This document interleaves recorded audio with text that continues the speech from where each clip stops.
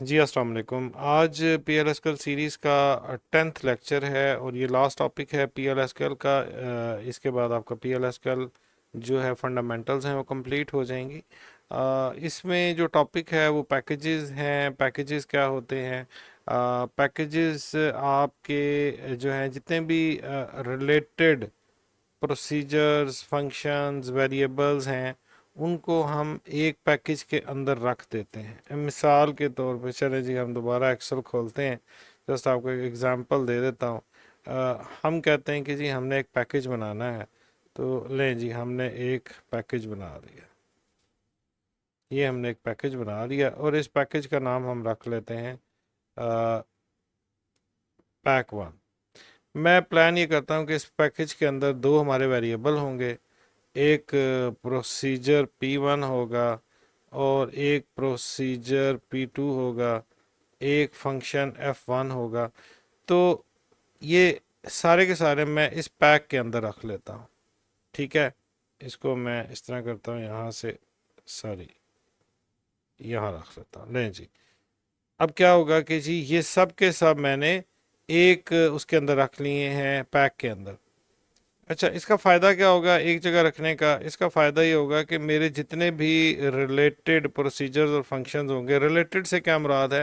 मिसाल आपने कहा जी मैंने एक सेंड मेल का काम करना है, उसमें बहुत सारी चीज़ें, या मैं सैलरी प्रोसेस करना चाह रहा हूँ जी, तो मैं एक सैलरी का या पे रोल का एक पैकेज बना लेता हूँ। मैं इसका नाम रख लेता हूँ पे रोल पैक। अब पे रोल पैकेज में मैंने कोई टैक्स की कैलकुलेशन भी करनी है। मैंने अब मुझे पेरोल डिलीट करने की भी ज़रूरत हो सकती है, मुझे पेरोल क्रिएट करने की भी ज़रूरत हो सकती है। इसी तरह से मैंने यहाँ पे EOBI भी कैलकुलेट करवाना है, तो एम्प्लॉय ओल्ड एज बेनिफिट। तो इस टाइप की जितनी चीज़ें हैं, मैं रादर दैन कि मैं अब मिसाल ये क्या है, ये एक फंक्शन है, ये फंक्शन है, ये प्रोसीजर है, ये भी प्रोसीजर है, और ये भी एक फंक्शन है। अब ये सारी चीज़ें मैं वैसे ड्रैग भी डेटाबेस में रख सकता हूँ, मुझे पैकेज में रखने की कोई ज़रूरत नहीं है। लेकिन पैकेज में रखने से फ़ायदा ये होगा कि जो रिलेटेड है, मुझे पता है कि ये सारे के सारे पे रोल से रिलेटेड हैं, तो मैं इसको एक पे रोल के पैक में रख दूंगा, ताकि मुझे जब भी अब डेटाबेस में तो हज़ारों प्रोसीजर्स फंक्शंस हो सकते हैं। मुझे इतनी याद कि मैंने पे रोल के लिए कौन कौन से प्रोसीजर या फंक्शन बनाए थे, या तो मैं वो सारे प्रोसीजर फंक्शन जब बनाऊं तो उनके शुरू में पे रोल लिख दूं, लेकिन फिर भी उनको ढूंढना मुश्किल है। तो मैं एक पैक बना के, एक पैकेज बना के मैं उसके अंदर ये सारी चीज़ें रख लूँगा बस। और उसके बाद जब भी मैं इस पैकेज को खोलूँगा, मैं उनके नाम देखूँगा, मुझे आसानी से समझ आ जाएगी, लो जी ये तो सारी चीज़ें यहाँ मौजूद हैं। तो अगर मैं इसके, मैंने आपके लिए नोट्स बनाए हुए हैं, इसके अंदर ये लिखा हुआ है कि जी PL SQL के अंदर जितने भी आपके पैकेज, पहली बात तो ये है कि वो आपका एक स्कीमा ऑब्जेक्ट है, बिल्कुल इस तरह, जिस तरह टेबल आपका स्कीमा ऑब्जेक्ट है, प्रोसीजर है, फंक्शन है, व्यू है, सीक्वेंस है, सिनोनिम्स है, ठीक है, ट्रिगर्स हैं, इसी तरह पैकेज भी आपका एक स्कीमा ऑब्जेक्ट है। इसका मतलब एक पैकेज एक स्कीमा के अंदर क्रिएट होता है। और जितने भी ग्रुप PL SQL टाइप्स होती हैं, वेरिएबल्स होते हैं, प्रोसीजर्स होते हैं, फंक्शंस होते हैं, उन सबको हम एक पैकेज में रख लेते हैं। इससे क्या होता है, ये एक बेटर ऑर्गेनाइजेशन है, बड़ी खूबसूरत बात की है, मॉडुलैरिटी है, उसके अलावा इनकैप्सुलेशन ऑफ कोड है। ठीक है, और इसका एक फ़ायदा ये होता है कि आपने अपने कोड को रीयूज़ करना है तो वो भी रीयूज़ कर सकते हैं। सादा लफ्ज़ों में, आप एक तरह की चीज़ों का एक पैकेज बना लेते हैं, एक तरह की चीज़ों का एक पैकेज बना लेते हैं और उसका एक नाम रख लेते हैं, भी ये सारी चीज़ें एक तरह की हैं, ये इस पैकेज में आ गया, ये इस तरह की इस तरह पैकेज में आ जाएगा। मिसाल के तौर पे एक हमने पे रोल का पैकेज बनाया हुआ है, एक हमने बोनस का पैकेज बनाया हुआ है, ठीक है, और एक हमने ओवर टाइम का पैकेज बनाया है। तो ये तीन पैकेज बनाए हुए हैं। तो बोनस रिलेटेड जितने procedure function packages, procedure functions हैं, ट्रिगर्स हैं, वेरिएबल्स हैं, बोनस में डाल देंगे, ओवर टाइम को ओवर टाइम में डाल देंगे। कल जब मैं अपने स्कीमा ऑब्जेक्ट्स में आता हूँ तो मुझे सारे पैकेजेस पड़े होंगे, और जब मैं इन पैकेज के अंदर देखूंगा तो मुझे उनके रिलेटेड प्रोसीजर फंक्शन नज़र आ जाएंगे, रादर दैन कि लेट्स सपोज 4-5 प्रोसीजर फंक्शन ये पड़े हुए हैं, 4-5 इसके पड़े हो सकते हैं, ठीक है, ये और 4-5 इसके, और ये सारे मैं डेटाबेस में ऐसे ही ओपन रख छोड़ूं तो मैं उनको पैकेजेस के अंदर डाल दूं। तो ये सिंपल सा पैकेज है। पैकेज दो तरह के होते हैं, एक पैकेज जो होते हैं वो आपके यूज़र डिफाइंड पैकेज होते हैं, मैंने यहाँ लिखा नहीं है, मैं आपके लिए लिख दूंगा। और एक आपके जो है वो बिल्ट इन पैकेजेस होते हैं। यूज़र डिफाइंड पैकेजेस कौन से होते हैं, जो आप अभी हम क्रिएट करने जा रहे हैं। और बिल्ट इन या ओरेकल सप्लाइड पैकेजेस कौन से होते हैं, जो ओरेकल ने आपको बना के लिए आपके लिए रख छोड़े हैं, जैसे आपकी लाइब्रेरीज टाइप आप कह सकते हैं, लाइब्रेरी की तरह।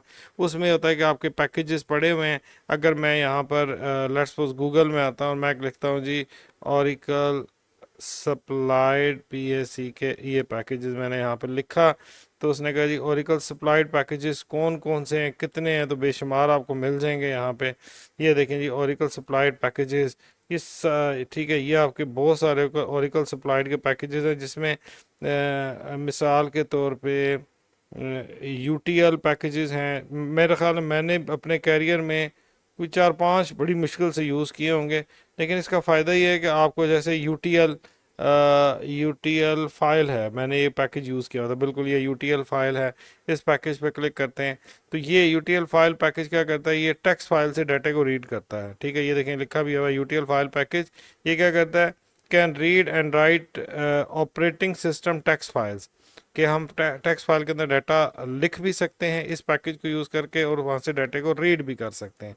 इसी तरह से एक ईमेल का पैकेज भी है, ये देखें जी यूटीएल मेल है। इसके ज़रिए क्या, इस पैकेज को यूज़ करते हुए आप किसी को भी ईमेल सेंड कर सकते हैं। ठीक है, इसी तरह SMT send mail transfer protocol, एक ये भी आपका पैकेज है, इसके ज़रिए भी आप ईमेल सेंड कर सकते हो। तो ये 4-5 पैकेजेस ही मैंने यूज़ किए हैं, मुझे कभी ज़रूरत ही नहीं पड़ी। अगर इससे ज़्यादा आप जाते हैं तो इसमें जेसन है और बेशुमार आपके पैकेजेस मौजूद हैं। ये आपके सामने 295 की तो मोटी मोटी लिस्ट मैंने आपको दिखा दी है। तो इसका मतलब ये हुआ कि पैकेजेस जो हैं वो दो तरह के होते हैं। Packages are of two types, दो टाइप्स होती हैं।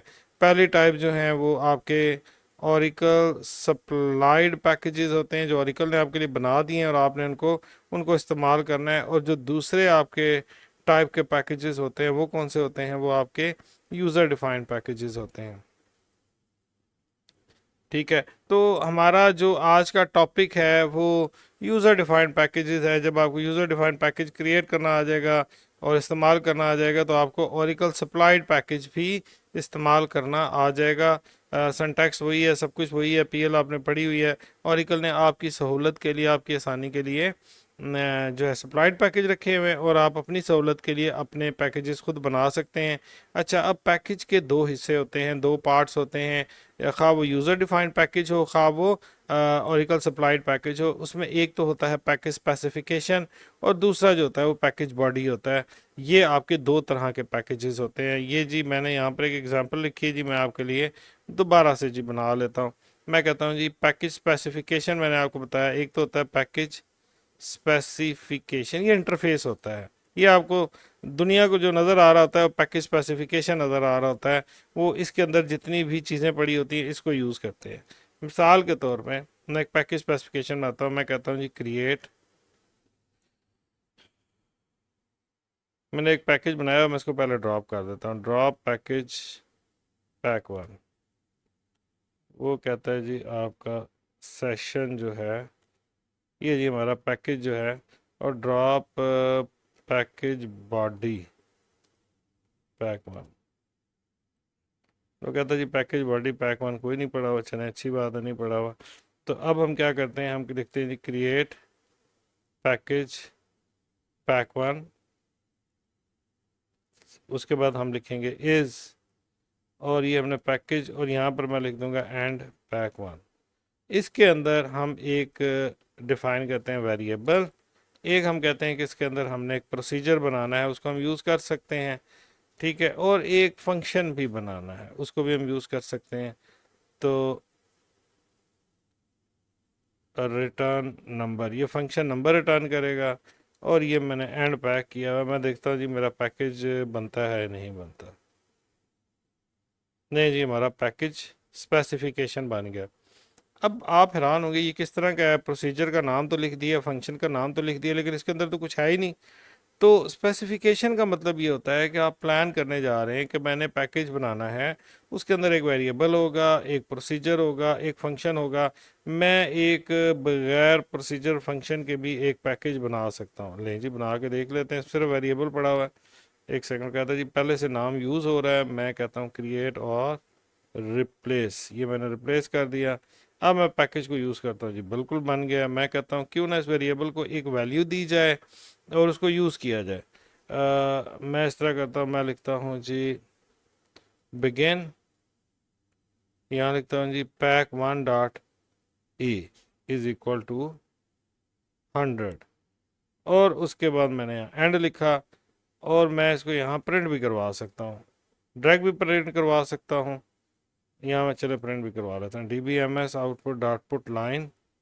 ये बड़ा बेसिक सा आपको सिंटैक्स लिख रहा हूँ, इसलिए लिख रहा हूँ ताकि आपको समझ आ जाए, क्योंकि हमने लंबे चौड़े कोड नहीं लिखने, हमने जस्ट एक बेसिक अंडरस्टैंडिंग डेवलप करनी है कि जी पैकेजेस होते क्या है। ले जी मैंने इसको मिनिमाइज़ किया, यहाँ मैं HR में गया, यहाँ मैंने लिखा जी सेट सर्वर आउटपुट ऑन किया, यहाँ पर मैंने पेस्ट किया और ये मैंने चला दिया। ये DBMS output dot put underscore line लिखना था, ये मैंने गलत कर दिया, इसको मैं ठीक कर देता हूँ। ये नहीं जी, इसको मैंने यहाँ से तो कॉपी किया, कॉपी करके मैं यहाँ दोबारा पेस्ट करता हूँ। तो ये देखिए उसने 100 पुट करवा दिया, हमने ना सिर्फ इस पैकेज को एक्सेस किया बल्कि ये कर। तो मैं काम करता हूँ, दोबारा इस प्रोसीजर को भी ओपन कर लेता हूँ। अब ये मैंने ये कहा था कि पैकेज के दो पार्ट होते हैं, एक पैकेज स्पेसिफिकेशन होती है, दूसरी पैकेज बॉडी होती है। स्पेसिफिकेशन तो मैंने बना ली, इसको हम मज़ीद एक्सप्लेन करेंगे, सिर्फ 2 मिनट अगर आप पास करते हैं इसको। मैं इसी को कॉपी कर लेता हूँ या नया बना लेता हूँ, मैं कहता हूँ क्रिएट और replace package body pack one is. अभी हम बॉडी बनाने लगे हैं, वेरिएबल तो हमने ऑलरेडी डिफाइन किया हुआ। हम ये करते हैं, हम कहते हैं कि इसकी वैल्यू हम रख लेते हैं, बल्कि 1 मिनट इसको भी छोड़ देते हैं। हम यहाँ लिखते हैं जी प्रोसीजर P1 इज़, और यहाँ मैं लिखता हूँ बिगिन, और ये प्रोसीजर है जी DBMS output dot put line, और यहाँ मैं लिख देता हूँ आई एम P1। ये उसने कहा जी मैं प्रोसीजर 1 हूँ, और ये मेरा एंड हो गया, एक प्रोसीजर तो मेरा एंड हो गया। इसी तरह से मैंने इस पैकेज के अंदर एक फंक्शन भी डिफाइन किया हुआ है।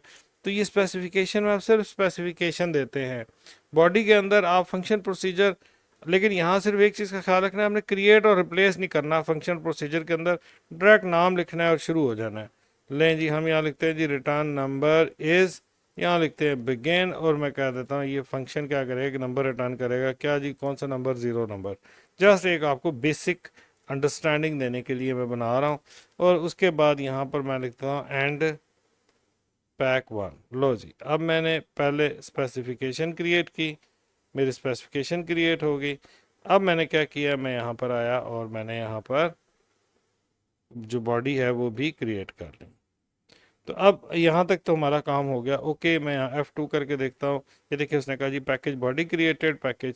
अब मैं इस पैकेज बॉडी को यूज़ करना चाहता हूँ, तो बड़ा आसान तरीका है, मैं यहाँ पर आता हूँ, इसको ज़रा इधर कर लेते हैं ताकि मुझे वो चीज़ भी नज़र आ जाए। यहाँ में अगर मैंने प्रोसीजर को एग्जीक्यूट करना है P1 को, तो मैं लिखूँगा एग्जीक्यूट P1, और मैं सिंपल सेमी कॉलन डालूंगा। वो कहता है P1 तो कोई चीज़ है ही नहीं, मैं कहता नहीं सॉरी ऐसे नहीं है, execute pack one dot P1। ये ले जी, एक second, the package has been declared, एक सेकेंड,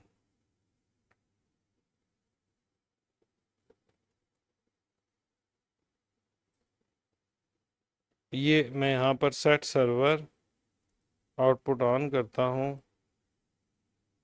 और हमने कहा जी पैक वन डॉट P1, तो उसको लॉजिकली प्रिंट करना चाहिए।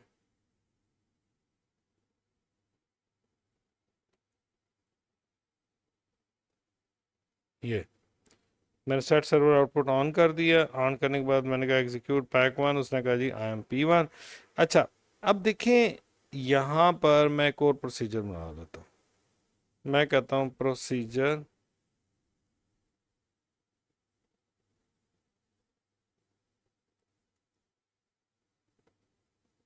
P2 इज, और मैंने यहाँ लिख दिया बिगिन, यहाँ लिख दिया DBMS output dot put line, और लिख दिया आई एम P2, और हमने इसको कंपाइल किया। अब हम कहते हैं ले जी, हमने ये प्रोसीजर भी बना लिया, अब इसको कंपाइल करते हैं। चेक करते हैं कंपाइल होता है नहीं होता। हमने इसको कंपाइल किया, हो गया। अब सवाल ये पैदा होता है कि क्या फ़र्क है P1 या P2 में। फ़र्क ये है कि P1 जो है वो पैकेज स्पेसिफिकेशन में है, P2 उस पैकेज स्पेसिफिकेशन में नहीं है बल्कि पैकेज बॉडी में है। इसका क्या मतलब है? इसका मतलब ये है कि P2 जो है वो एक लोकल प्रोसीजर है। मैंने आपको पहले बताया था कि ये इंटरफेस भी कहते हैं इसको। दुनिया के लिए जो बाहर की दुनिया है, यानी कि डेटाबेस के अंदर बैठ के आप सिर्फ इन ऑब्जेक्ट्स को एक्सेस कर सकते हैं जो पैकेज स्पेसिफिकेशन में हैं। ऐसे ऑब्जेक्ट्स जो पैकेज स्पेसिफिकेशन में नहीं हैं लेकिन अगर पैकेज बॉडी में पड़े हुए हैं तो उनको आप एक्सेस नहीं कर सकते। लेकिन जो पैकेज बॉडी के अंदर प्रोसीजर डिफाइन हुए हैं वो उनको एक्सेस कर सकते हैं। अब देखिए मैंने P2 लिखा हुआ है, मैं P1 के अंदर बैठकर P2 को मैं एक्सेस कर रहा हूँ। तो मैं इसको चलाता हूँ तो देखें क्या होता है। ये पहले तो मैं आपको दिखाता हूँ कि क्या होने लगा है जी। ये मैंने यहाँ चलाया, उसने कहा जी एरर है। क्यों एरर है? वो कह रहे जी फॉरवर्ड डिक्लेरेशन का एरर होगा। मैं यहाँ पर आपको पहले एरर दिखा देता हूँ। वो कहता है P2 not declare in scope, कि P2 जो है ना स्कोप में नहीं आ रहा। हम एक काम करते हैं, P2 को हम यहाँ से कट करते हैं और यहाँ पेश कर देते हैं। अब ज़रा मैं इसको चला के देखता हूँ कि अब चलता है या नहीं चलता।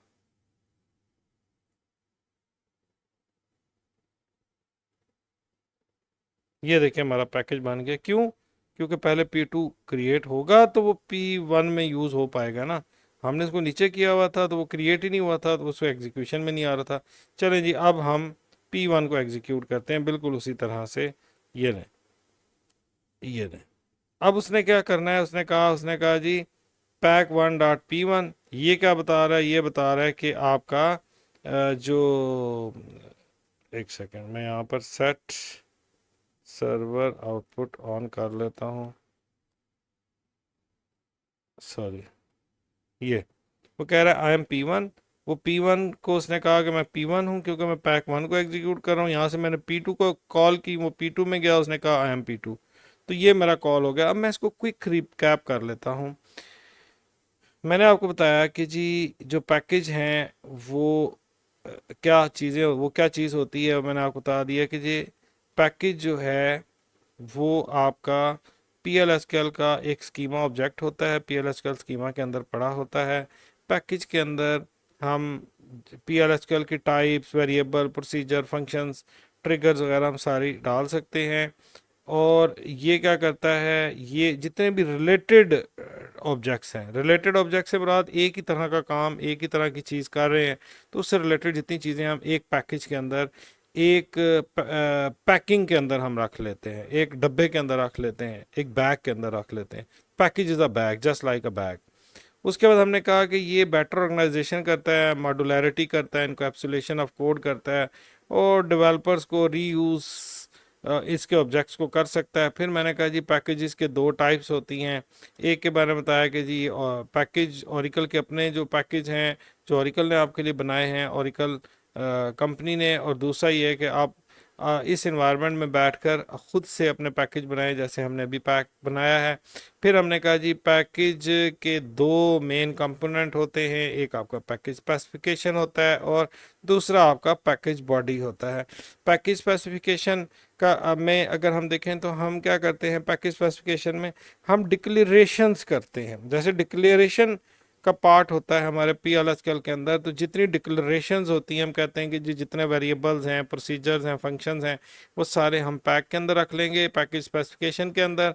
स्पेसिफिकेशन के लिए हम कोई स्पेसिफिकेशन का लफ्ज़ नहीं यूज़ करते, सिंपल हम कह देते हैं पैकेज बना रहे हैं। और जो बॉडी होती है उसके अंदर हम फिर उसकी डिटेल डेफिनेशन डालते हैं, पूरा कोड लिखते हैं, प्रोसीजर हम बताएंगे प्रोसीजर क्या करेगा। ठीक है, तो ये मैंने आपको एक सिंपल सी एग्जांपल दी है। इसमें फिर मैंने बताया कि जो चीज़ें हम पैकेज स्पेसिफिकेशन में डालते हैं वो ग्लोबल होती हैं। ग्लोबल से मुराद ये पैकेज के बाहर से कहीं से भी उनको एक्सेस कर सकते हैं। हम पैकेज से बाहर बैठ के हमने ए को एक्सेस किया, हमने पैकेज से बाहर बैठ के हमने P1 को एक्सेस किया, और हम पैकेज से बाहर बैठकर हम फंक्शन को भी एक्सेस कर सकते हैं। ले जी करके देख लेते हैं, कोई मसला ही नहीं। हम यहाँ लिखते हैं सेलेक्ट pack1.f1 फ्रॉम डुअल। लें जी, फंक्शन को हम ऐसे एक्सेस करते हैं, देखिए उसने वैल्यू 0 रिटर्न कर दी, क्योंकि हमने फंक्शन को कहा था कि तुमने 0 रिटर्न करना है। तो इसका मतलब ये हुआ कि जो चीज़ें पैकेज स्पेसिफिकेशन के अंदर डिफाइन होंगी वो पैकेज के बाहर से एक्सेस हो पाएंगी, लेकिन जो चीज़ें जो पैकेज स्पेसिफिकेशन में नहीं हैं वो बाहर से एक्सेस नहीं होंगी। आप ट्राई करके देख रहे हैं, मैंने ट्राई नहीं किया लेकिन अभी मैं आपको ट्राई करवा देता हूँ। मैं कहता हूँ एग्जीक्यूट pack1.p2। वो कहते हैं क्या है ये, p2 component must be declared. ये तो डिक्लेयर्ड ही नहीं है, मुझे पता ही नहीं है, लेकिन यकीन मानिए आप यहाँ पर p2 अगर डिफाइन कर देंगे तो वो भी एक्सेस हो जाएगा। ले जी, अब मैं आपके लोगों के लिए p2 डिफाइन कर दिया। अब मुझे क्या करना पड़ेगा, पहले पैकेज स्पेसिफिकेशन को रिकम्पाइल करना पड़ेगा। उसने कहा जी मुबारक हो, आपका ये जो सेशन है ये एक्सपायर हो चुका है। ये जी मैंने सेशन लिमिट कम रखी हुई है किसी वजह से, इस वजह से ये आपका सेशन जल्दी एक्सपायर हो जाता है। ले जी, अब मैं स्पेसिफिकेशन के बाद अब बॉडी को कंपाइल कर रहा हूँ। ले जी मुबारक हो, बॉडी भी कंपाइल होगी। अब मैं उसी पैक 2 को एक्सेस करूँगा, तो ये देखें उसने पैक 2 को एक्सेस कर दिया। मैंने कहा सेट सर्वर आउटपुट ऑन किया, दोबारा चलाया, सॉरी ये चलाया, उसने कहा आई एम टू p2। अब वो नहीं कह रहा कि p2 मस्ट बी डिक्लेयर्ड। तो यहाँ तक हमने बात क्लियर कर ली कि जी पैकेज के दो पार्ट होते हैं, एक स्पेसिफिकेशन होता है, एक बॉडी होता है। फिर हमने कहा पैकेज स्पेसिफिकेशन के अंदर जो चीज़ें डिफाइन करते हैं वो ग्लोबली एक्सेस होती हैं, पैकेज के बाहर से एक्सेस हो सकती हैं। जो चीज़ें पैकेज स्पेसिफिकेशन के अंदर आप डिफाइन नहीं करते लेकिन बॉडी के अंदर कर देते हैं, वो लोकल होती हैं। वो पैकेज बॉडी के अंदर से तो कॉल हो सकती हैं लेकिन बाहर से नहीं हो सकती, और बॉडी में भी कॉल करने के लिए ज़रूरी है कि उनकी फॉरवर्ड डिक्लेरेशन होनी चाहिए। अच्छा, एक और बड़ा इंटरेस्टिंग कॉन्सेप्ट है पैकेज के अंदर, वो क्या है कि हम सेम नाम के प्रोसीजर रख सकते हैं। किसके अंदर, पैकेज स्पेसिफिकेशन के अंदर, पैकेजेस के अंदर। अब मैंने एक p1 रखा हुआ है, मैं इस तरह करता हूँ, मैं इसको कॉपी करता हूँ और मैं यहाँ एक और डाल देता हूँ। मैं कहता हूँ जी ये p1 है, लेकिन ये एक वेरिएबल भी ले रहा है, एक पैरामीटर ले रहा है, और मैं इसका पैरामीटर का वैल्यू दे देता हूँ आई एम p1 के साथ मैं कॉन्केटिनेट करवा देता हूँ ये वाला वेरिएबल। लें जी, मैंने ये वाला वेरिएबल भी प्रिंट करवा दिया। अब मैं इसको कंपाइल करता हूँ। लें जी, अब मैं इसको कंपाइल किया। नहीं जी, मेरा ये कंपाइल हो गया। उसके बाद मैं गया और मैंने बॉडी को भी कंपाइल कर दिया। अच्छा, एक चीज़ का ख्याल रखिएगा कि स्पेसिफिकेशन पहले होती है, ठीक है, पहले जो है स्पेसिफिकेशन होती है, फिर बॉडी आपकी बॉडी बनती है। अगर आप बॉडी पहले बनाएंगे या आप बॉडी को चेंज कर देंगे, स्पेसिफिकेशन को चेंज कर देंगे जैसे, तो फिर आपकी बॉडी इनवैलिड हो सकती है। इसका क्या मतलब, हम इसको बाद में देखते हैं, पहले हमने जो काम किया उसको चेक कर लेते हैं। अब देखिए मैंने यहाँ पर इसको कंपाइल किया था, मैंने कहा जी कंपाइल करें, कंपाइल हो रहा है, ने देखें हो गया। और इसी चीज़ को अगर हम पैकेज बॉडी को कंपाइल करते हैं, इसको देखते हैं जी कंपाइल हो रही है जी बॉडी, जी बिल्कुल ये भी हो रही है। अब हम एक और काम करते हैं, हम कहते हैं बॉडी भी कंपाइल हो रही है, हम इसको एक्सेस करके देखते हैं। मैं कहता हूँ जी यहाँ पर एग्जीक्यूट pack1.p1 और इसके अंदर वैल्यू डाल देते हैं 100, ये नहीं। और यहाँ मुझे सेट सर्वर, ये एरर क्यों आता है ये भी मैं आपको बताऊंगा। सेट सर्वर आउटपुट ऑन, अब चलाएं, ये देखें उसने कहा, अब मैंने कहा ये 100, उसने कहा जी आई एम p1 100 और आई एम p2। ये आई एम p2 क्यों आ रहा है कि जो p1 100 था ना ये वाला, इसके अंदर p2 कॉल हो रहा है ये वाला। अगर मैं इसको ख़त्म कर देता हूँ, अब देखें यहाँ पर एक चीज़ मैं आपको इंटरेस्टिंग दिखाता हूँ। मैं पैक 1 में गया, मैंने देखा इसमें कोई एरर है, उसने कहा कोई एरर नहीं है। फिर मैंने पैक 2 में गया, मैंने देखा इसमें कोई एरर है, उसने कहा कोई एरर नहीं है। इसके लिए भी डाटा डिक्शनरी व्यूज़ जो हैं वो यूज़र ऑब्जेक्ट्स हैं।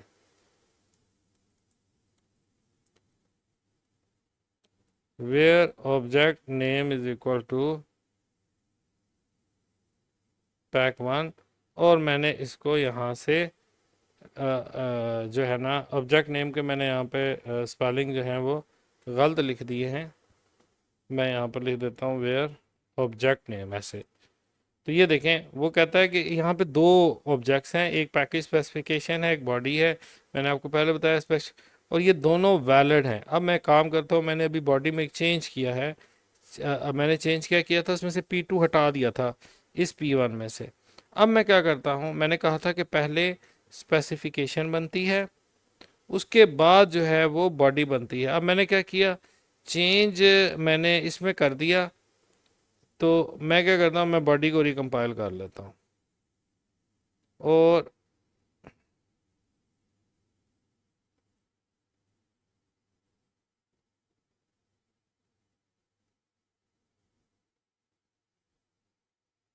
ये रिकम्पाइल किया। मेरे अभी भी दोनों ऑब्जेक्ट्स वैलिड पड़े हुए हैं, ठीक है। पहले तो हम अपनी एग्जांपल को दोबारा टेस्ट कर लेते हैं। मैं यहाँ पर आया, यहाँ मैंने लिखा सेट सर्वर आउटपुट ऑन। ये देखिए, उसने कहा आई एम P100। अब ये वाला प्रोसीजर नहीं कॉल हो रहा, बल्कि ये वाला कॉल हो रहा है। इसका मतलब यह है, पैकेजेस के अंदर सेम नाम के दो प्रोसीजर, दो फंक्शंस यूज़ हो सकते हैं, लेकिन उनके सिग्नेचर डिफरेंट होने चाहिए। सिग्नेचर से क्या मुराद, आसान तरीन लफ्ज़ों में सिग्नेचर से मुराद उनके नंबर ऑफ पैरामीटर्स। देखें, इसके कोई पैरामीटर नहीं। अब मैं यहाँ को और भी P1 बना सकता हूँ।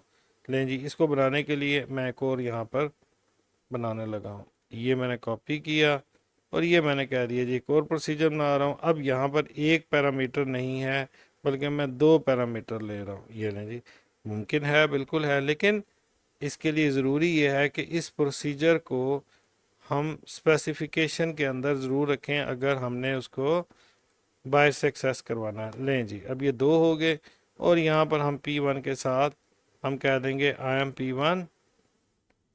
मैं लिख देता हूँ जी विद वन पैरामीटर, साथ ये भी लिख देता हूँ विद वन पैरामीटर, और यहाँ लिख देता हूँ विद टू पैरामीटर्स। मैं लिख देता हूँ ए, फिर मैंने कॉन्कैटिनेट किया, फिर स्पेस डाली, फिर मैंने लिखा बी, और यहाँ मैं कॉमा भी डाल देता हूँ ऐसे। फिर मैंने यहाँ पे ये बंद किया, सिंगल कोट, फिर मैंने यहाँ बी लिख दिया।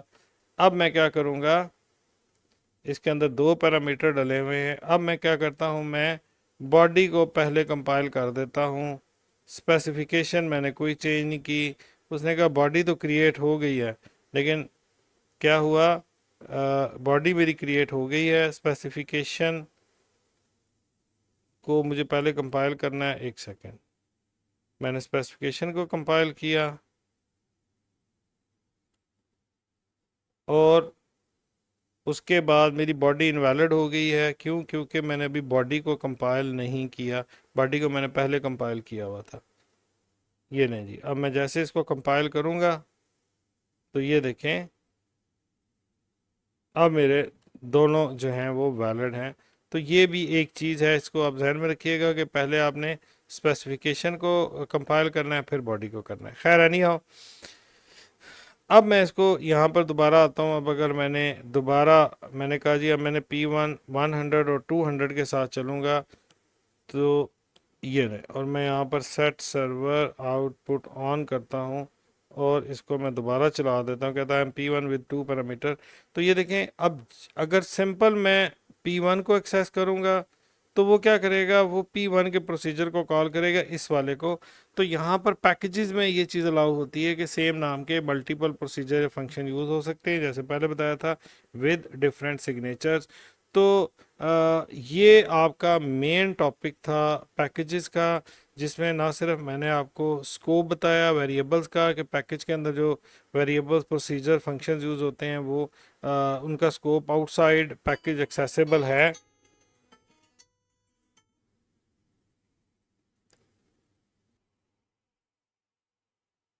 तो जो बात हो रही थी वो यही हो रही थी कि पैकेज स्पेसिफिकेशन के अंदर जो प्रोसीजर, फंक्शंस, वेरिएबल्स यूज़ होते हैं, वो आपके बाहर से आउटसाइड द पैकेज एक्सेस हो सकते हैं। लेकिन पैकेज बॉडी के अंदर जो प्रोसीजर, फंक्शंस होते हैं, वो अगर स्पेसिफिकेशन में मौजूद नहीं है, तो वो विद इन पैकेज बॉडी तो यूज़ हो जाएंगे, लेकिन बाहर से एक्सेसिबल नहीं होंगे। तो यहाँ पर एक अच्छी प्रैक्टिस है। मैं भी अपने जितने प्रोजेक्ट्स करता हूँ, जितना काम करता हूँ, मैं जो रिलेटेड प्रोसीजर फंक्शंस होते हैं उनको मैं पैकेजेस में रख लेता हूँ। फ़ायदा क्या होता है? फ़ायदा आपके सामने है। ये देखें, मैं यहाँ पर, ये आपका स्कीमा ब्राउज़र है। यहाँ पर जाएं, यहाँ पर आप चले जाएं जी पैकेज के अंदर। ये आपके प्रोसीजर्स हैं, ये पैकेज पड़े हुए हैं। अभी हमने एक पैक बनाया है, ये देखें ये पैक है, ये आपका स्पेसिफिकेशन है, ठीक है। और अगर मैं इसको खोलूँ तो ये देखें, ये आपको स्पेसिफिकेशन नज़र आ रहा है और ये बॉडी नज़र आ रहा है। जो कुछ था वो सारा यहाँ पड़ा हुआ है। अब आप जब यहाँ स्पेसिफिकेशन देखेंगे, आपको सारे प्रोसीजर एक ही जगह इकट्ठे नज़र आ जाएंगे। अगर ये यहाँ ना पड़े होते तो फिर इस तरह से पड़े होते यहाँ प्रोसीजर्स के अंदर, जैसे ये पड़े हुए हैं, आपको नहीं पता चलता ये प्रोसीजर किसका है, किस पैकेज का है, किस से रिलेटेड है। फिर आप कोड खोलते, फिर उसको देखते, फिर आपको समझ आती है अच्छा ये मैंने ये काम किया है। लेकिन अगर एक जगह रखेंगे तो आपको यहाँ पर आसानी हो जाएगी। तो ये मैंने आपको सिंटैक्स लिख दिया कि जी आपके पैकेज स्पेसिफिकेशन के अंदर वेरिएबल्स, कर्सर, प्रोसीजर्स होते हैं। ये मैंने आपको बॉडी बताई, बॉडी के अंदर मैंने आपको बॉडी से रिलेटेड चीज़ें बताई, फिर मैंने इसका सिंटैक्स बताया। ये मैंने एक एग्जांपल दी है सिंपल सी कि एक प्रोसीजर है। मैं ये एग्जांपल नहीं देता, बल्कि मैं यहाँ पर आपको जो अपनी क्रिएटेड एग्जांपल्स हैं वो दे देता हूँ, ताकि आपको चीज़ें याद हैं, आपको याद रहें। लें जी, ये मैंने यहाँ पेस्ट कर दिया, इसको मैंने यहाँ पर आया, इसको मैंने यहाँ से सिंगल लाइन किया और ये चला दिया। इसी तरह से बॉडी में आए और मैंने ये बॉडी यहाँ से कॉपी की और इसको मैंने यहाँ पर ये बॉडी भी पेस्ट कर दी। नहीं जी, ये हमने अपना जो है इसको मैं ख़त्म करता हूँ।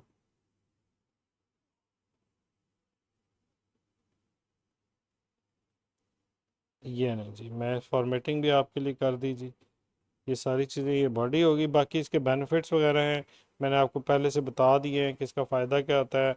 आपकी सारी चीज़ें, एक रिलेटेड प्रोसीजर फंक्शंस होते हैं वो एक जगह ग्रुप करके आप रख देते हैं। उसके अलावा ये रीयूजेबिलिटी का कॉन्सेप्ट है, इनकैप्सुलेशन का कॉन्सेप्ट है, इजी मेंटेनेंस है। आपने अगर कोड को मेंटेन करना है, आपको पता है सारे प्रोसीजर फंक्शन एक ही जगह पड़े हुए हैं, तो आप उनको यूज़ कर सकते हैं। बाकी ये सारी चीज़ें मैंने आपको बता दी हैं, इनको आप एक दफ़ा देख लीजिएगा विद एग्जांपल्स, आपको समझ आ जाएगी। तो प्रोसीजर्स आपको पहले से बनाने आते हैं, फंक्शन बनाने आते हैं, कर्सर बनाने आते हैं, वेरिएबल कैसे डिफाइन होता है, सिर्फ आपने उनको उठाना है और एक पैकेज के अंदर रख देना है। तो ये टोटल लॉजिक थी। आई होप कि आपको ये टॉपिक समझ आ गया होगा, PL SQL क्लियर हो गई होगी। और फिलहाल इस वक्त के लिए इतना ही। अल्लाह हाफिज़।